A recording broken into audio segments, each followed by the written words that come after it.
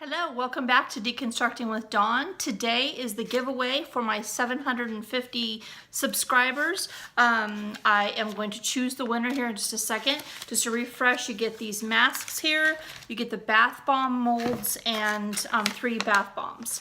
All you had to do was on the video, the 750 subscriber video, you had to like and subscribe to my channel. You had to just make a comment about who your Valentine was going to be yesterday, and that was it. So I'm going to draw the winner. There was 17 entries, and y'all are in here, and I'll draw the winner, make sure that they're a subscriber, and just let me know what your mailing address is. In the description bar, I'm going to put my email address. So you can email me your address and then I'll mail it out to you.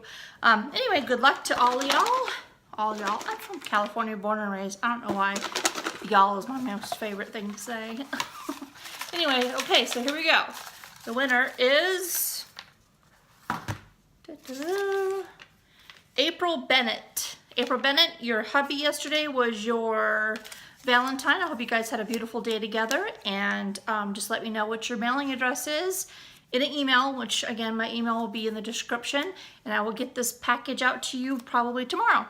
Thank you guys so much. My next giveaway, I have 2 giveaways.